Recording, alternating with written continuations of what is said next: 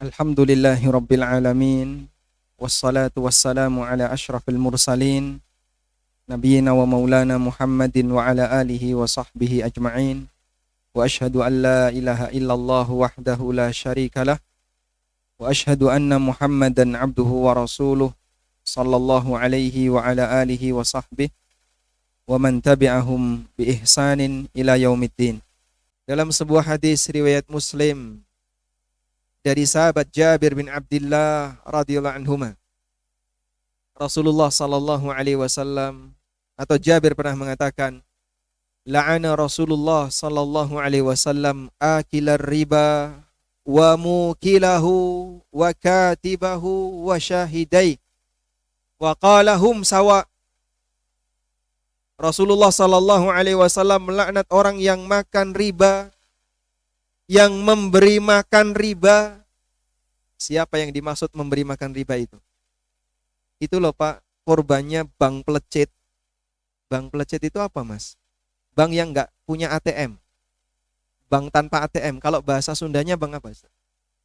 Hah? Bank emok. Kok lucu namanya?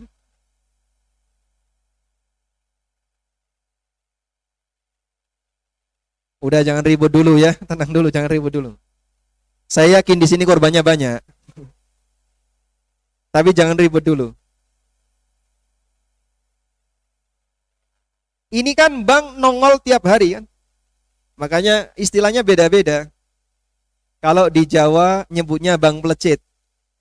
Kalau di Pekalongan nyebutnya bank tongol. Kalau di Sunda namanya bank emok. Beda-beda sebutannya tapi hakikatnya sama. Dia nongol tiap hari, ngambil setoran, Anda bayar pokok plus apa? Riba. Dan itu dilakukan setiap hari. Biasanya utang 1 juta bayar berapa, Bu? Ya? Utang 1 juta biasanya bayar berapa? Yang punya pengalaman colong cerita.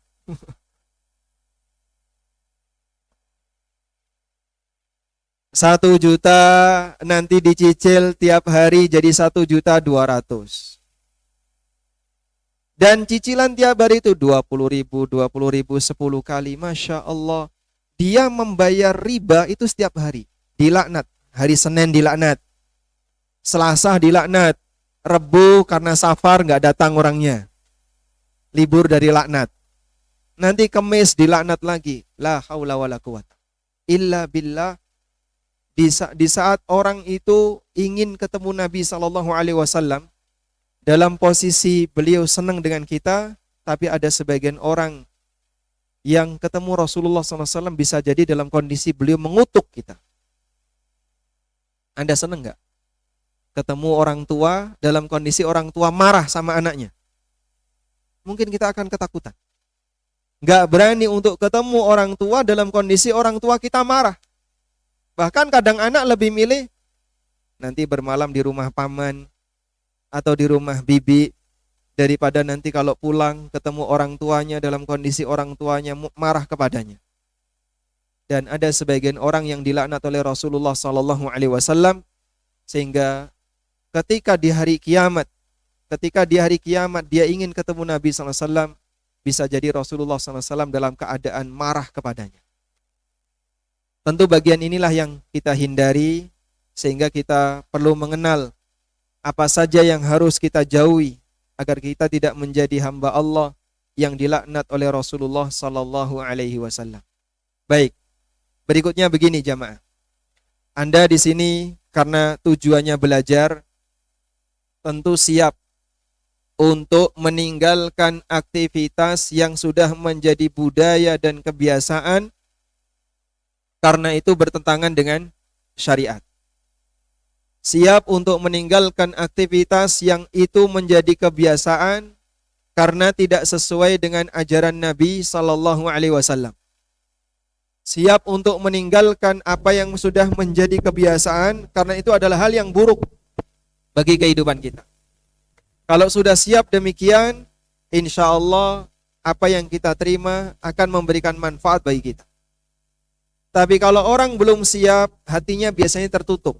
Apa yang disampaikan oleh narasumber, bisa jadi susah bagi dia untuk menerimanya.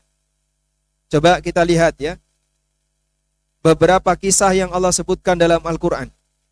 Fenomena dakwahnya para nabi, Allah menceritakan fenomena yang terjadi di masa silam.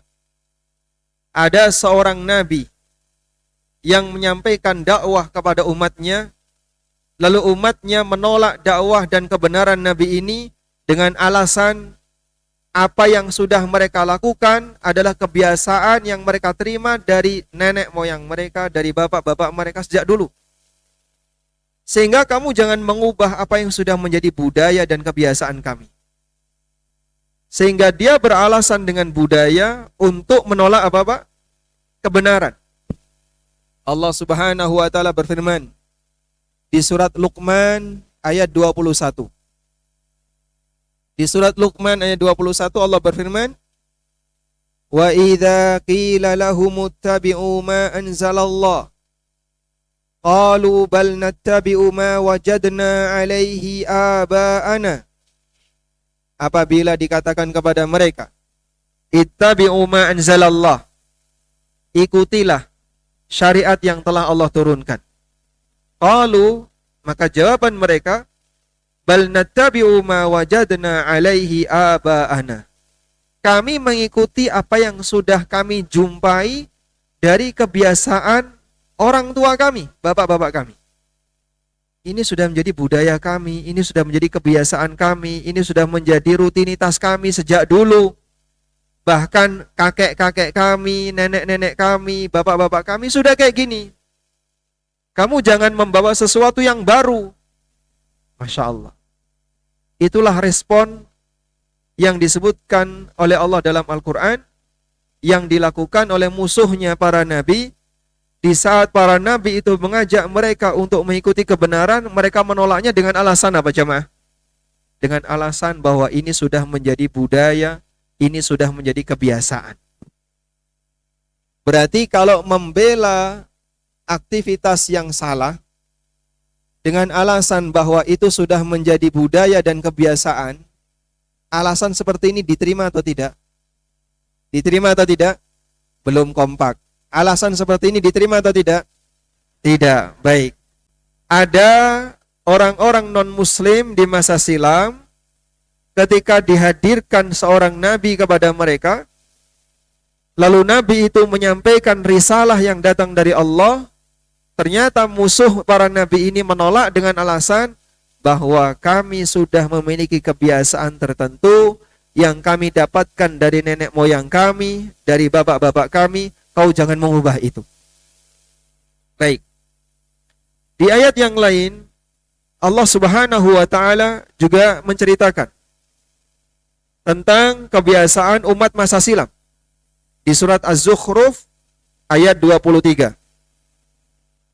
Allah berfirman, "Wa kadzalika ma arsalna min qablika fi qaryatin min nadhirin." Demikianlah setiap kami mengutus seorang rasul di sebuah kampung, min nadhirin, yang rasul itu memberikan peringatan, illa qala mutrafuha, maka pembesar di kampung itu, pembesar di daerah itu mengatakan, inna wajadna aba'ana ala ummatin wa inna ala atharihim muqtadun.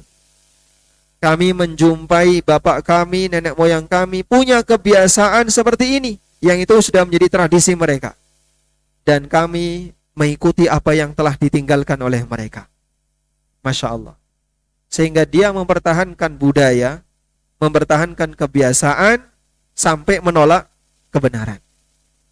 Makanya salah satu di antara penyebab kenapa sebagian orang itu tidak mau menerima kebenaran adalah karena sudah menjadi, karena ada budaya yang sudah menjadi kebiasaan dia. Itu lebih susah untuk berubah.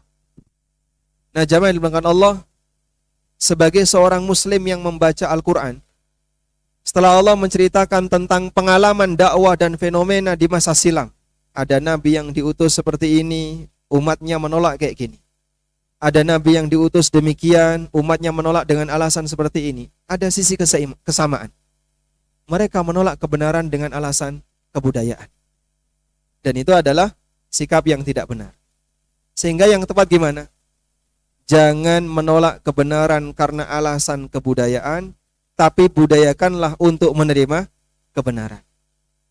Sehingga kebiasaan tidak boleh dibenarkan dengan cara apapun, tapi yang lebih tepat adalah berusahalah untuk membiasakan mengikuti kebenaran.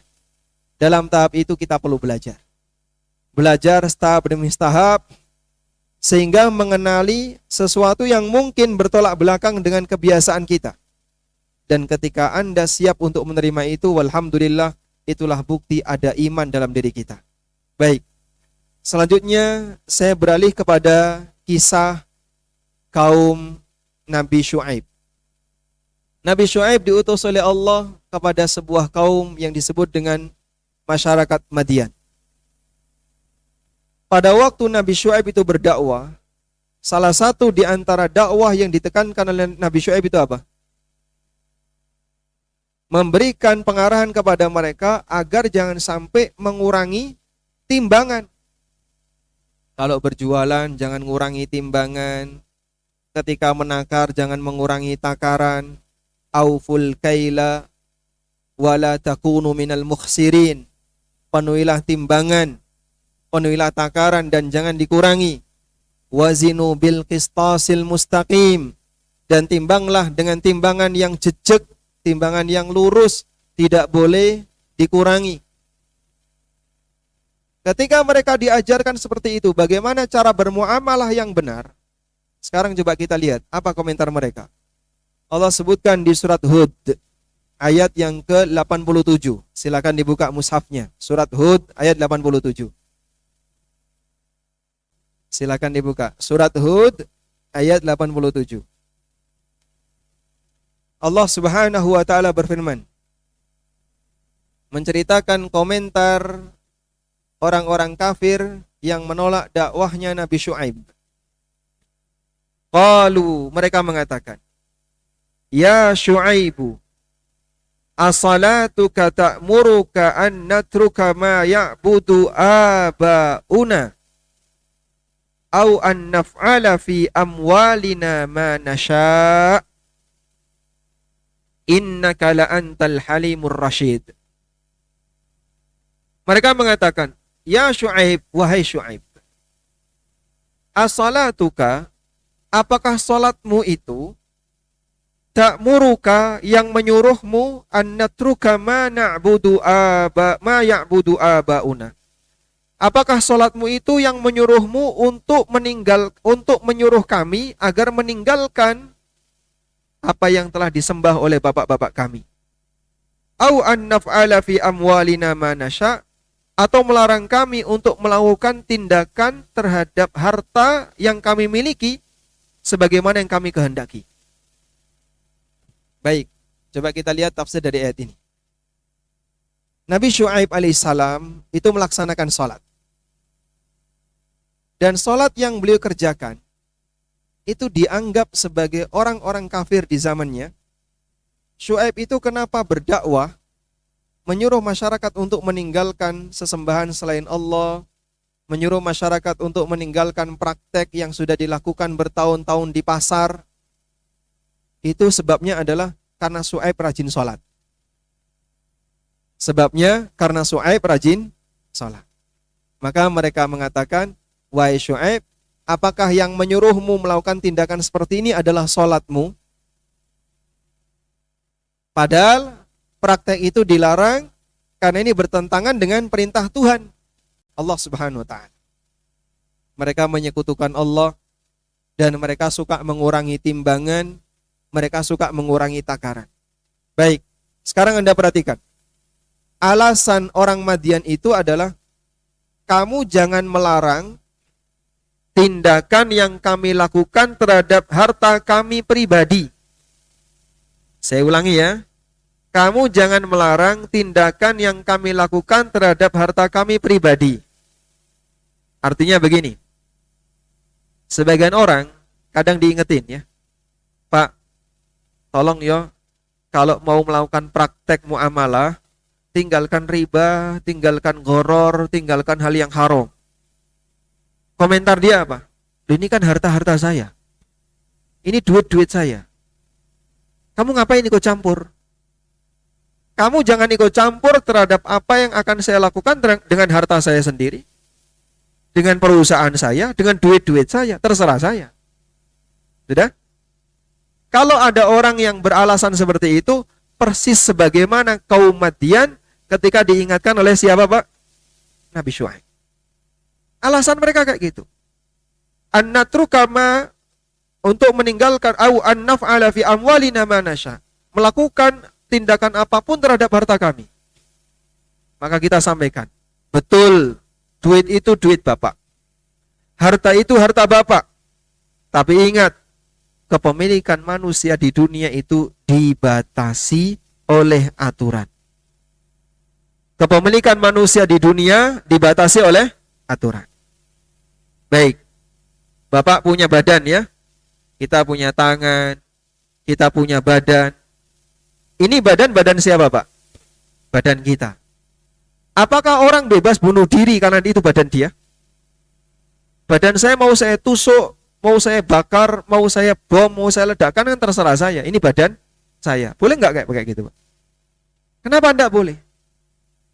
Wong ini badan saya. Saya mau motong tangan saya mau motong kuping saya, terserah saya. Oh, enggak bisa.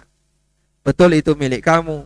Tapi kepemilikan hamba ketika di dunia itu dibatasi oleh apa? Aturan. Sehingga manusia dia tidak diperbolehkan untuk melakukan apapun terhadap hartanya yang melanggar aturan. Meskipun itu adalah miliknya. Maka prinsip bahwa harta kita adalah harta kita dan terserah kita bagaimana kita menggunakannya, ini tidak benar. Penggunaan harta itu ada aturannya. Sehingga ketika orang menggunakan harta, perlu memperhatikan bagaimana aturan yang berlaku di sana. Dari situlah kita perlu untuk mengenali aturan yang berlaku dalam masalah penggunaan harta. Karena semuanya akan dihisap oleh Allah Subhanahu wa taala. Bapak punya darah. Boleh nggak kita jual darah, Pak? Boleh? Jual darah boleh nggak? Kenapa enggak boleh? Gimana? Karena nanti enggak mati ya. Boleh enggak donor darah terus dibayar? Boleh? Tidak boleh. Semua organ yang keluar dari manusia, baik yang bisa diperbarui maupun yang tidak bisa diperbarui, tidak boleh dijual. Jual mata, itu enggak boleh. Jual ginjal, kan saya punya 2, tak jual 1, boleh? Tidak boleh. Karena ini ada aturannya. Paham insyaallah ya? Baik. Kalau Bapak Ibu sudah siap seperti ini, siap menerima aturan walaupun itu bertentangan dengan kebiasaan, insyaallah nanti mudah bagi kita untuk mengenali aktivitas haram berikut ini. Yang pertama, ini sudah mulai deg-degan ini ya. Permasalahan utang riba. Utang riba jamaah termasuk di antara dosa besar. Sebagaimana dalam hadis yang tadi kita singgung dari sahabat Jabir bin Abdullah radhiyallahu anhuma, beliau mengatakan, la'ana Rasulullah sallallahu alaihi wasallam akilar riba wa mukilahu. Rasulullah sallallahu alaihi wasallam melaknat orang yang makan riba dan yang memberi makan riba. Yang makan riba itu siapa, Pak? Yang makan riba adalah dia yang menerima bunga. Yang memberi makan riba itu siapa, Pak? Para nasabah yang memberi bunga. Sehingga ketika Anda dalam posisi sebagai salah satu di antara dua ini, maka terkena laknat Rasulullah sallallahu alaihi wasallam. Kita berharap agar bisa ketemu Nabi sallallahu alaihi wasallam dalam kondisi beliau sayang sama kita. Kita mengharapkan syafaat dari beliau. Tapi ada sebagian orang yang dia mengharapkan syafaat, namun justru dia dilaknat oleh Rasulullah sallallahu alaihi wasallam.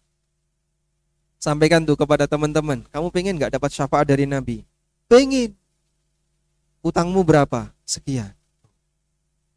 Kalau begitu taubat dulu dari ini. Karena Rasulullah sallallahu alaihi wasallam melaknat orang yang utang riba Sebab dia memberi makan riba. Harus selesai, berhenti dan bertobat kepada Allah Subhanahu wa taala. Mohon ampun, semoga ini tidak menjadi penghalang bagi kita untuk mendapatkan syafaat dari Rasulullah sallallahu alaihi wasallam. Utangnya cuma sedikit ya Pak Ustadz. Berapa? 10 juta. Bunganya berapa? 2 juta. Jangan bilang angka jutaan. 1 dirham sekalipun dilarang dalam Islam. Sampai disebutkan dalam sebuah riwayat, dinyatakan oleh Ka'ab al-Ahbar, dirhamur riba ya'kuluhur rajulu wa huwa ya'lam asyaddu min 36 zanya. 1 dirham riba yang dimakan oleh seseorang dan dia tahu kalau itu riba, lebih buruk daripada 36 kali zina. Waliyadzubillah. Baik, 1 dirham itu berapa? 1 dirham berapa? Berapa Pak? 1 dirham itu kurang lebih 60.000. Riba yang hanya cuma 60.000 yang dimakan oleh seseorang lebih buruk daripada 36 kali berzina. Sehingga tidak ada istilah toleransi, sedikit tidak apa-apa. Oh enggak, riba itu banyak maupun sedikit hukumnya haram. Sehingga berlakulah kaidah dalam masalah riba, bahwa riba itu meskipun banyak maupun sedikit hukumnya sama, haram. Beda dengan gharar. Kalau gharar kecil itu boleh. Kalau gharar banyak dilarang. Ketidakjelasan dalam transaksi disebut gharar. Gharar kecil itu boleh dengan sepakat ulama. Kalau gharar besar dilarang dengan sepakat ulama. Tapi kalau riba tidak ada istilah besar dan kecil. Riba meskipun kecil hukumnya dilarang. Sehingga kalau ada orang beralasan, riba yang enggak boleh itu yang adha'afa mudha'afah, yang berlipat-lipat. Tapi kalau ribanya tidak berlipat, utang 1 juta, bayar 1.200.000. 200 ini berlipat enggak? Tidak Pak Ustadz, kan cuma kecil itu, 20%. Kan kecil. Lain kalau utang 1 juta bayar 2 juta, nah itu riba berlipat. Baik, yang dimaksud firman Allah Subhanahu wa taala, la ta'kulur riba adha'afan mudha'afah. Jangan makan riba secara berlipat, bukan berarti bahwasanya riba yang kecil itu boleh, namun maksudnya adalah riba itu kalau dibiarkan lama-lama nanti akan berlipat. 20% tadi. 20% dikalikan 5 pekan. Jadinya 100%. Karena kan riba bank apa tadi? Bank emok tadi ya? Hah? Betul kan bank emok ya? Karena kan bank emok ini pekanan. Kalau enggak bisa nanti jadinya tambah 1 pekan lagi, tambah gede lagi. Cukup hanya waktu 1 bulan sudah sampai 100%. Waliyadzubillah. Makanya sangat disayangkan ya. Utang 2 juta. Yang digadaikan rumahnya. Lalu karena pandemi dia nggak bisa bayar, hanya kurang lebih butuh waktu 2 tahun, rumah hilang. La haula wala quwata illa billah. Makanya praktek seperti ini adalah zalim besar dan Islam melarang keras. Sehingga sampai dalam Al-Quran Allah Subhanahu wa ta'ala memberikan ancaman berupa tantangan perang. Allah Subhanahu wa ta'ala berfirman, fa illam taf'alu fa'dhanu biharbim minallahi wa rasuli. Kalau kalian tidak mau meninggalkan riba, maka umumkan untuk perang dengan Allah dan Rasulnya. Ngebayanginya gimana Pak itu? Ibnu Abbas radhiyallahu anhu pernah mengatakan, sebagaimana yang dikutip oleh Al-Hafidz Ibnu Katsir rahimahullah, kata Ibnu Abbas, yuqalu li'akilir riba yaumal qiyamah. Saya ulang ya. Ibnu Abbas radhiyallahu anhu pernah mengatakan, yuqalu li'akilir riba yaumal qiyamah, khudh silahaka lil harbi. Kelak di hari kiamat, orang yang makan riba akan diperintah, ambil senjatamu, kita perang. Coba bayangin Pak, Apa sih yang dibutuhkan oleh manusia ketika di padang mahsyar? Saya tanya sama bapak-bapak. Ketika manusia di padang mahsyar dikumpulin oleh Allah, apa yang paling mereka butuhkan? Belakang. Mereka butuh apa? Syafaat Rasulullah. Butuh apa lagi? Pertolongan dari Allah. Apa lagi? Mereka butuh apa lagi? Keselamatan, ampunan dari Allah, dan seterusnya. Sekarang coba dibayangin. Dalam posisi ketika manusia membutuhkan pertolongan dari Allah, ampunan dari Allah, syafaat dari Rasulullah sallallahu alaihi wasallam, tapi orang ini ditantang perang oleh Allah dan Rasulnya. Orang ini ditantang perang oleh Allah dan Rasulnya. Kira-kira berapa persen peluang untuk bisa mendapatkan pertolongan itu? Kira-kira berapa persen peluang untuk bisa mendapatkan pertolongan itu? Di saat dia butuh pertolongan Allah, ditantang perang oleh Allah. Ibaratnya ada anak mau pulang, butuh kasih sayang orang tua, tapi begitu dia sudah sampai kurang lebih 50 meter di depan rumah, bapaknya lihat bawa parang. Kamu berani melangkah?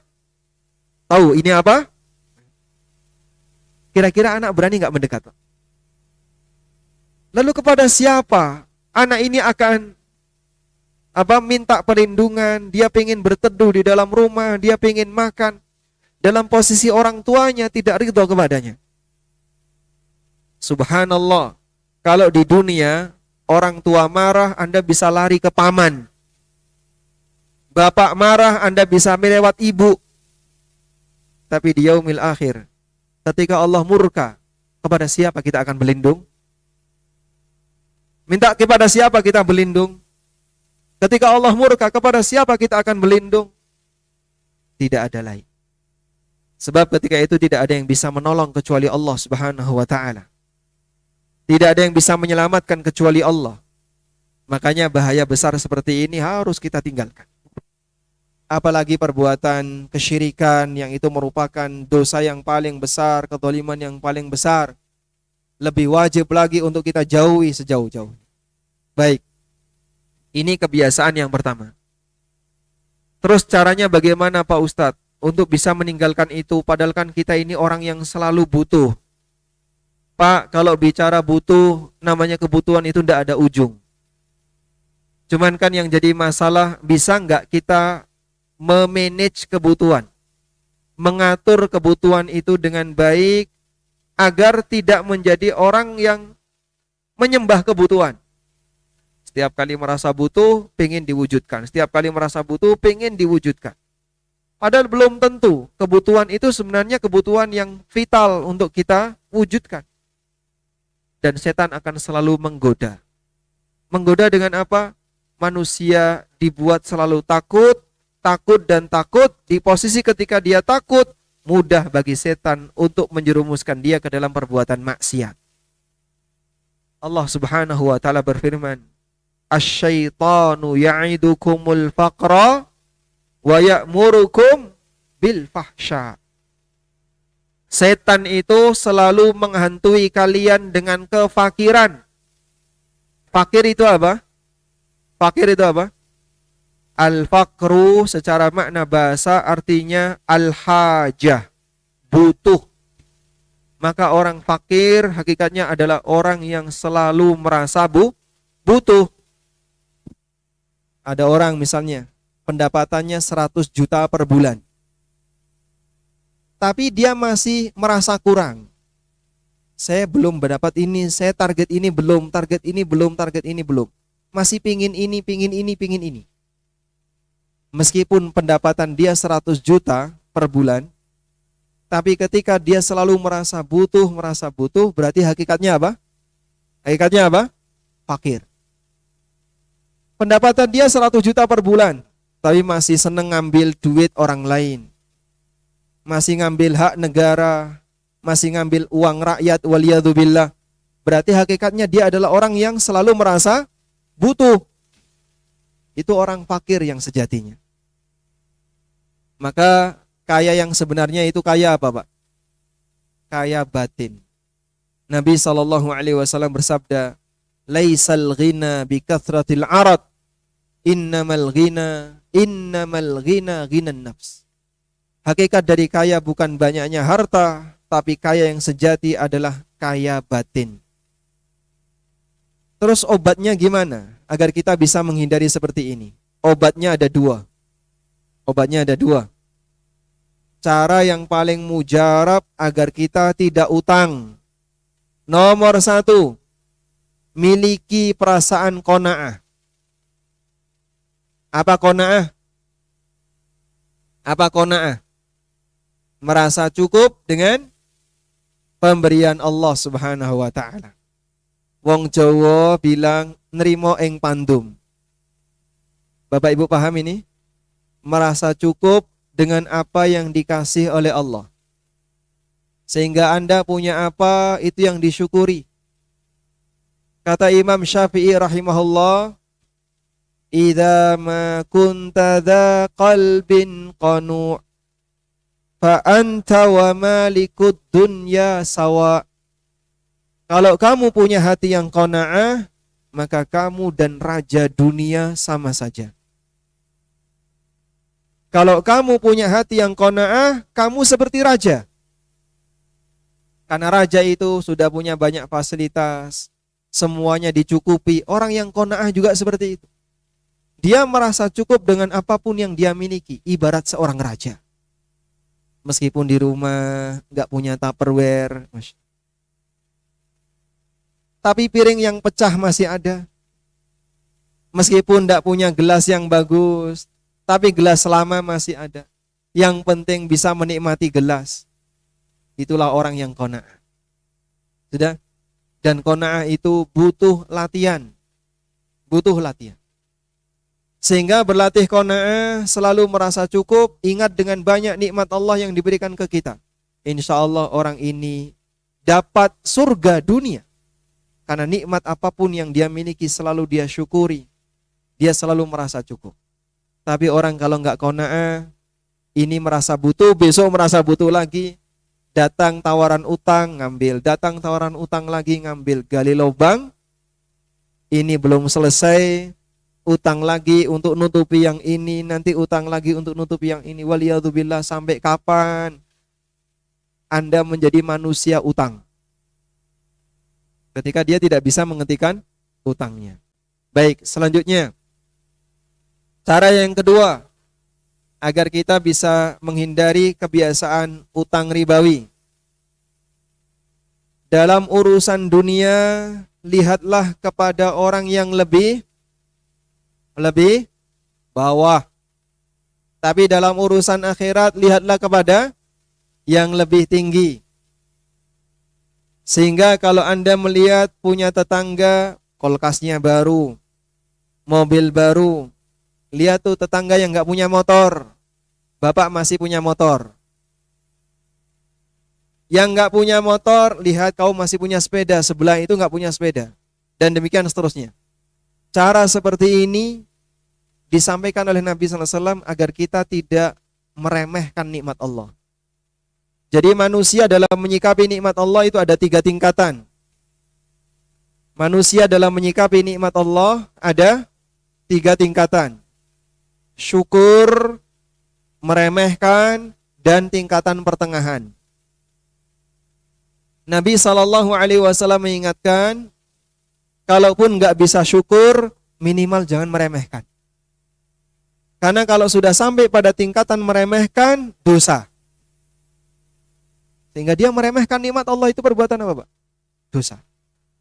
Nabi SAW ingatkan, unduru ila man huwa asfala minkum wala tanduru ila man huwa fawqakum fahuwa ajdaru alla tazdaru ni'matallahi alaikum.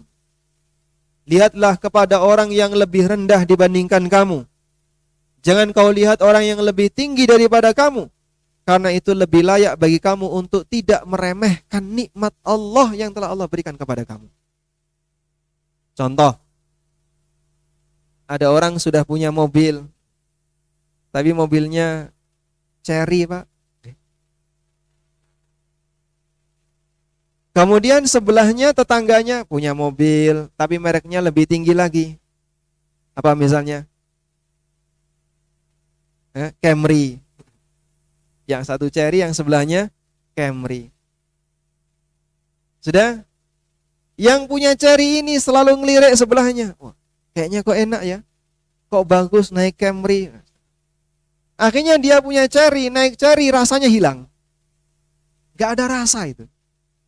Bahkan kadang isinya cuma ngumpat aja. Apalagi belum kalau mobilnya suka batuk. Nanti istrinya komentar terus ya.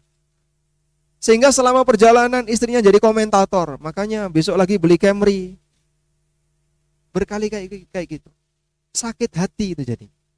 Nikmat ada di tangan, tapi karena dibawa ke batin tidak cocok, akhirnya bikin sakit hati. Di saat itulah dia meremehkan nikmat yang dia miliki.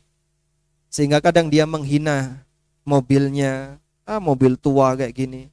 Dia menghina hartanya. Terjadi karena dia meremehkan nikmat Allah sebab dia lihat ke atas. Makanya misalnya minimal begini, coba ya. Anda bertamu atau Anda menerima tamu, ya. Saat Anda menerima tamu dikasih suguhan. Dikasih suguhan. Suguhannya enggak seberapa. Tapi oleh tamu ini dihargai, dimakan dengan nyaman, dengan lahap, dia merasa bahagia. Meskipun bisa jadi kasinan ya, tapi dia bilang, oh enak-enak. Padahal aslinya apa? Asin. Kira-kira tuan rumah bahagia nggak? Bahagia. Tapi kalau Anda ngasih suguhan yang enak, terus tamunya nggak mau nyentuh, bahkan ngeremehin. Cuman kayak gini. Ada nggak yang lebih dari ini? Kira-kira tuan rumah sakit hati enggak? Sakit hati. Anda sudah masakin komplit, lengkap, tapi suaminya nggak mau makan di rumah. Kira-kira gimana perasaannya? Gimana? Kecewa. Makanya wajahnya harus terbang itu. Sehingga kadang seorang istri itu bisa kecewa gara-gara bapak-bapak ketika sampai rumah sudah dilayani dengan aneka masakan, ternyata nggak mau nyentuh. Karena dia lebih tertarik dengan masakan tetangganya. Wah, ini membahayakan ya Pak? Bahaya nggak Pak? Gimana Pak? Masakannya kenapa? Masya Allah. Jadi ada sebagian orang yang seperti itu saja sudah emosi. Sekarang coba lihat, nikmat Allah yang Allah berikan kepada kita banyak sekali. Dalam posisi ketika Allah sudah ngasih banyak nikmat kepada kita, kita tidak bisa bersyukur, malah kebalikannya, meremehkan. Allah Subhanahu wa taala ketika ada hambanya seperti ini, dia tidak bersyukur dan bahkan meremehkan nikmat Allah, bisa jadi Allah tidak ridho kepadanya. Makanya minimal kalau nggak bisa syukur, minimal diam saja. Jangan sampai meremehkan. Obat yang paling mujarab kata Nabi sallallahu alaihi wasallam, biar kita tidak meremehkan nikmat itu dalam urusan dunia, lihatlah kepada yang lebih rendah. Sebaliknya, dalam urusan akhirat, lihatlah kepada yang lebih tinggi. Sehingga kalau Anda kalah dalam masalah dunia, kasih motivasi diri sendiri, semoga saya tidak kalah dalam urusan akhirat. Hasan Al-Basri pernah mengatakan, "Idza ra'aitar rajula yunafisuka fid dunya fanafishu fil akhirah." Kalau kau lihat ada orang yang mengalahkan kamu dalam urusan dunia, kalahkan dia dalam urusan akhirat. Itu untuk menghibur diri. Tetangganya baru beli Camry, insya Allah puasa sunnah saya nggak kalah sama dia. Tetangganya baru beli kulkas baru, nanti tahajud saya tak tambah. Sehingga dengan cara seperti ini membuat kita jadi lebih tenang. Kalaupun Anda kalah dalam urusan dunia, semoga tidak kalah dalam urusan akhirat. Baik, ini kebiasaan yang pertama, masalah utang, dan ini paling sensitif. Selanjutnya yang kedua, kebiasaan buruk yang kedua dalam masalah muamalah adalah suka mengurangi timbangan. atau takaran. Kata orang sampai begini ya, penjual bensin eceran yang pinggir jalan, ada nggak yang seliter? Ada yang seliter, Pak? Ada? Nggak ada ya? Anda kalau beli berapa? Sebotol. Karena dalam botol itu pasti kurang dari 1 liter. Itu sudah jadi kebiasaan kita. Sehingga orang tidak beli bensin 1 liter, tapi beli 1 botol. Karena dia kurang. Tidak? Gula sekilo ada nggak? Ada. Biasanya kurang ya. Kurang 0,2 on. Kurang sekian. Yang bungkusan ya. Yang kemasan. Kalau kemasan dari perusahaan, pabrik itu biasanya pasti pas. Tapi harganya agak mahal. Tapi kalau beli gula, kalau orang Jawa nyebutnya gula tilik. Tahu tilik, Pak? Kalau berkunjung ada orang yang baru saja punya anak berkunjung, itu namanya apa? Hah? Curah. Gula curah. Itu kan jarang yang 1 kilo. Rata-rata kurang 0,0,0. Baik, dan itu jadi kebiasaan di masyarakat. Sekarang coba kita perhatikan firman Allah Subhanahu wa taala. Wailun lil mutaffifin. Celakalah bagi para mutaffif. Siapakah mutaffif itu? Alladzina idza talu 'alan nasi yastawfun. Yaitu manusia yang ketika dia menjual sukanya, yang ketika dia membeli sukanya minta dipenuhi. Kalau dia beli semangatnya minta penuh. Minta 1 kilo. Gini ya timbangannya. Kalau bisa jelek. Ditambahi lagi, Pak, ditambahi. Itu kalau beli. Wa idza kaluhum aw wazanuhum yukhsirun. Tapi kalau menjual sukanya mengurangi. Sehingga ketika menjual kadang dikurangi takarannya, kadang dikurangi timbangannya.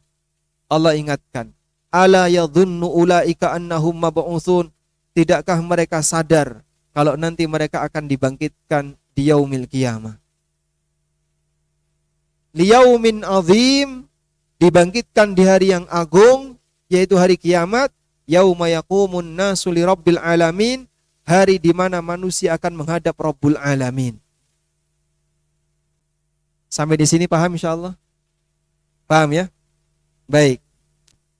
Demikian wa sallallahu ala nabiyyina Muhammadin wa ala alihi wa sahbihi wasallam.